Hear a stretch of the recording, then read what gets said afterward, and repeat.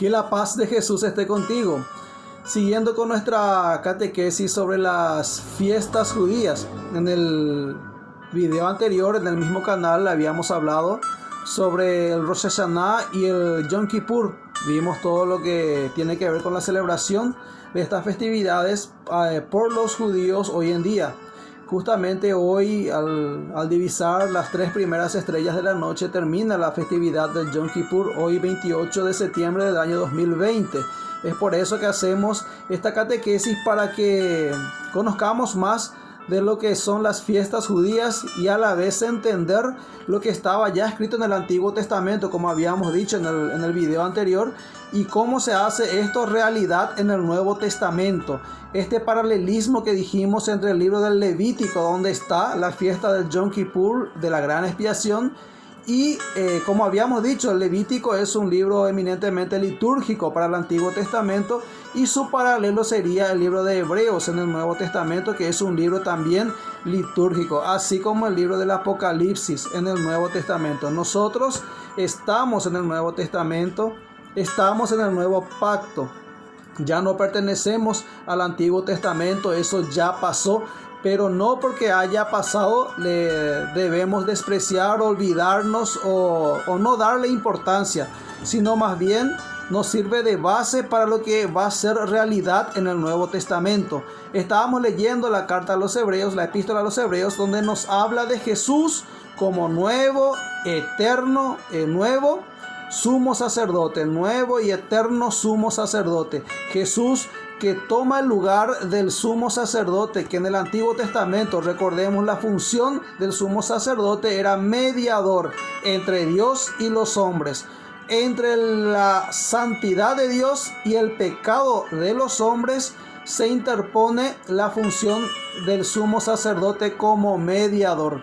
Era imperfecto en el Antiguo Testamento. ¿Por qué? Y nos relataba la carta a los Hebreos, porque esos eran hombres que eran por sucesión carnal hechos sumos sacerdotes. Ahora viene Jesús a través de una promesa que ya no es de la tribu de Leví, como lo fue Aarón y los otros sacerdotes que ministraban en el templo en el Antiguo Testamento, sino que es Jesús, nuevo mediador, ya eterno, indestructible, como va a decir en el capítulo 7 de la epístola a los Hebreos. Jesús toma el lugar del sumo sacerdote. Es Jesús quien penetra ya no en un santuario hecho por mano de hombres, como nos va a decir en el capítulo 8 de la epístola a los Hebreos, sino ya en el santuario celestial. Es Jesús quien va a ministrar, no con sangre de animales, sino con su propia sangre. Jesús es el Cordero, Él es el sacrificio, Él es el sumo sacerdote y a la vez el sacrificio. Él es quien va a entrar a ministrar en el santuario celestial. Juan ve a Jesús en el santuario celestial. La epístola a los Hebreos nos habla del nuevo sacerdocio y el nuevo santuario en el capítulo 8, versículo 1 en adelante. En el capítulo 8, versículo 6 nos habla de Cristo como mediador de una mejor alianza. Dice el versículo 6 del capítulo 8 de la epístola a los Hebreos: ahora bien, Él ha obtenido un ministerio tanto mejor, cuanto que es mediador de una alianza mejor, fundada en promesas mejores. Pues si aquella primera hubiera sido irreprochable, no habría lugar para una segunda. Por eso les dice en tono de reproche: ya vienen días, dice el Señor, en que yo concluiré con la casa de Israel y con una casa de Judá una nueva alianza.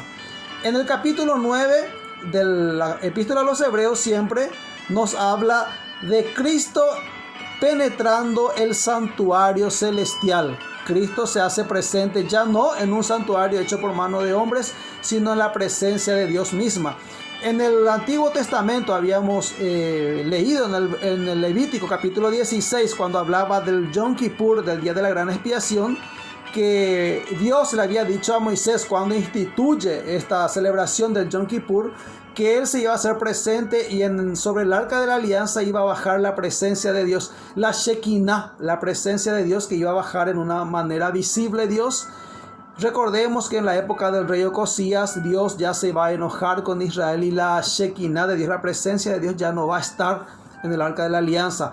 Ya en el exilio de Babilonia, cuando Jeremías va a esconder el arca de la alianza, ya el arca de la alianza no va a volver a aparecer.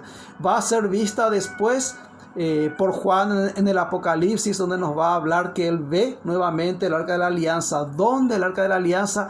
Ya en el santuario celestial, donde aparece la figura del arca de la alianza y seguidamente, curiosamente, aparece la figura de una mujer. Ahora, en la Biblia, la Shekinah de Dios, la presencia de Dios, el poder del Altísimo, la sombra de Dios ya no aparece desde el rey Ocosías, desde la época del rey Ocosías ya no aparece. ¿Cuándo aparece otra vez? En el Nuevo Testamento. ¿Dónde? Cuando el ángel anuncia a María. Dice a María: el poder del Altísimo te cubrirá con su sombra. Ahí vuelve a aparecer la Shekinah. La presencia misma de Dios vuelve a aparecer sobre tal vez un santuario nuevo. Y en el capítulo 9 de la carta a los Hebreos habla de Cristo penetrando el santuario celestial. Luego en el versículo 15 del capítulo 9 de la epístola a los Hebreos habla de Cristo sella con su sangre la nueva alianza. ¿Qué es lo que está haciendo Jesús ahora? Dijimos que en el Antiguo Testamento el sumo sacerdote entraba en el lugar santísimo, detrás de la cortina en el templo, llamado el lugar santísimo, donde estaba el arca de la alianza, donde contenía el pacto, que simbolizaban las tablas de la ley, que estaba dentro del arca de la alianza, que contenía el pacto. Lo que hacía el sumo sacerdote era ministrar con la sangre de ese animal que vertía sobre el propiciatorio para cubrir lo que es ¿qué es lo que separaba? ¿Qué es lo que marcaba que el hombre estaba en falta con Dios, que estaba en pecado? Que el hombre infringía la ley de Dios. ¿Dónde estaba la ley?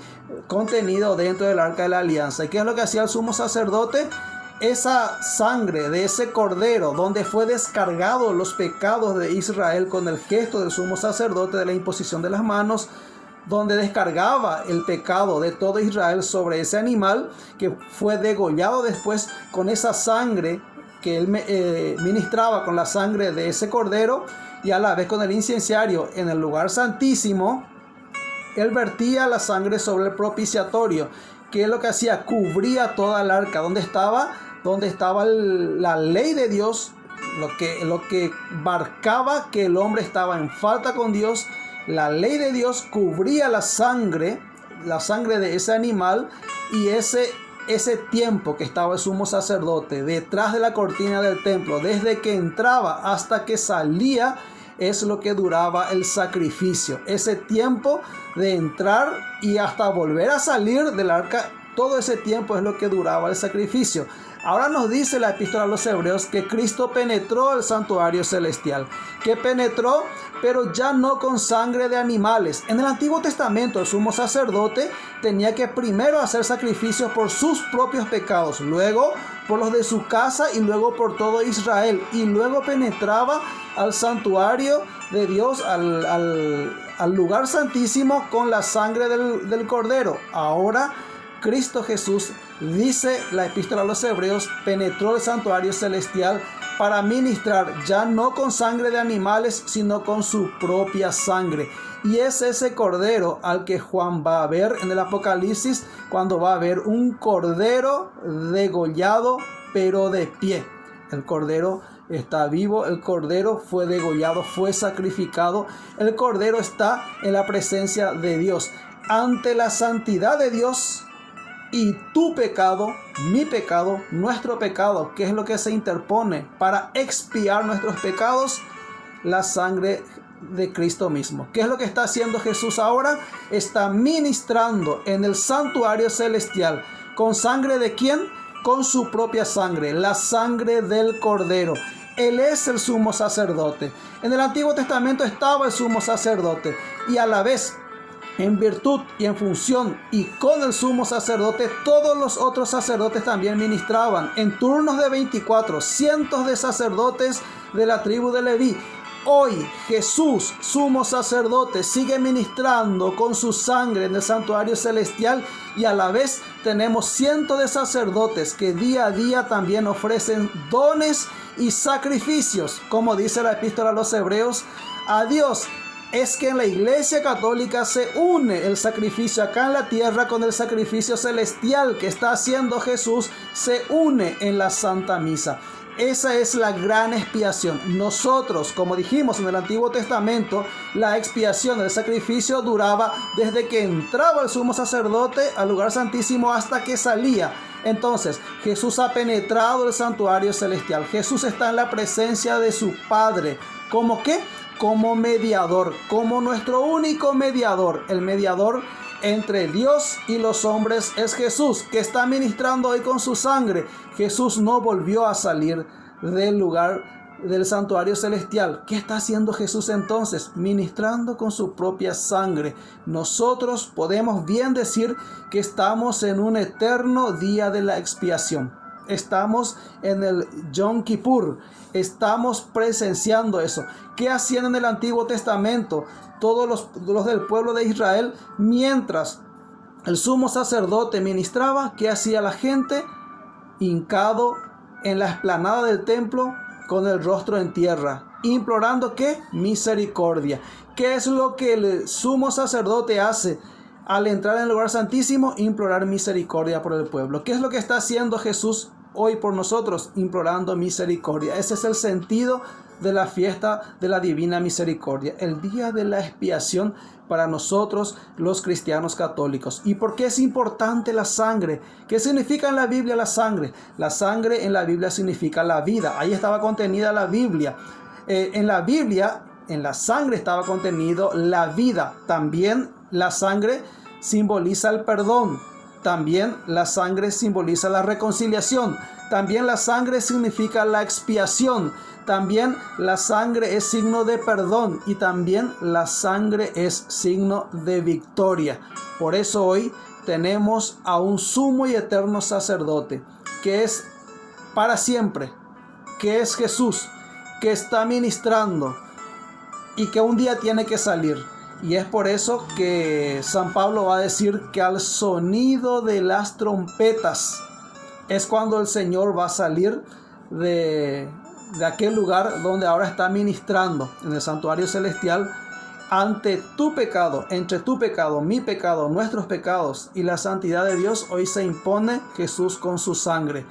Si Jesús hubiese salido del santuario, ¿por qué hoy nosotros nos confesamos? ¿Por qué hoy nuestros pecados son perdonados? ¿Por qué? Porque Jesús está intercediendo por nosotros, está como mediador. Si el día de mañana Jesús sale, ¿quién va a estar ministrando? ¿Quién va a estar ofreciendo su sangre por el perdón de nuestros pecados? Ya nadie. Eso es lo que mucha gente no entiende. Hoy es interesante, ya que nuestros hermanos en la fe, nuestros hermanos mayores en la fe, como le llamamos a los judíos, están celebrando el día del Yom Kippur. Nosotros también, como cristianos, y más los que somos católicos, como cristianos católicos, que creemos en la mediación única de Jesús, que sigue ministrando con su propia sangre en el cielo, también nosotros vivamos ese Yom Kippur. O sea, vivamos con esa angustia, con esa entereza, esa valentía de saber que alguien está mediando, que alguien está pidiendo misericordia a Dios por nuestros pecados. Esa es la fiesta del Yom Kippur. Esto es lo que Jesús vino a hacer por nosotros. Jesús es nuestro nuevo y eterno sumo sacerdote. Cristo sella con su sangre la nueva alianza. Cristo es mediador de una nueva alianza, pues al intervenir una muerte que libera de las transgresiones de la primera alianza, los llamados reciben la herencia eterna prometida. Pues donde hay un testamento se requiere que conste la muerte del testador, ya que el testamento es válido en caso de defunción y carece de valor en vida del testador. Por eso tampoco la primera alianza se inauguró sin el uso de la sangre. En efecto, después de haber leído al pueblo todos los preceptos de la ley, Moisés tomó la sangre de los novillos y machos cabríos mezclada con agua, la lana escarlata y el hisopo, y roció el libro mismo y a todo el pueblo, diciendo: esta es la sangre de la alianza que Dios ha ordenado para vosotros. Igualmente roció con sangre la tienda y todos los objetos del culto, pues según la ley casi todo ha de ser purificado con sangre, ya que sin derramamiento de sangre no hay remisión. Así pues, si es necesario que las figuras de las realidades celestiales sean purificadas de esa manera, también lo es que las realidades celestiales sean purificadas, pero con sacrificios más excelentes que aquellos. Pues bien, Cristo no entró en un santuario hecho por mano humana, en una producción del verdadero, sino en el mismo cielo, para presentarse ahora ante el acatamiento de Dios en favor nuestro. Y no entró para ofrecerse a sí mismo como repetidas veces, como hace el sumo sacerdote, que entra cada año al santuario con sangre ajena. Para ello habría tenido que sufrir muchas veces para la creación del mundo, pero no, se ha manifestado una sola vez, ahora, al final de los tiempos, para destruir el pecado mediante su sacrificio. Y del mismo modo que las personas están destinadas a morir una sola vez para luego ser juzgadas, así también Cristo, después de haberse ofrecido una sola vez para quitar los pecados de la multitud, se aparecerá por segunda vez sin relación con el pecado a los que le esperan para su salvación. Palabra de Dios, te alabamos, Señor. Hermanos, espero haber ayudado en esta reflexión que hemos hecho con los hermanos de la comunidad evangelizadora La Peña para conocer las raíces de nuestra fe y poder amar lo que creemos y a la iglesia a la que nos congregamos. No podemos amar lo que no conocemos. Fuerza, que Dios te bendice.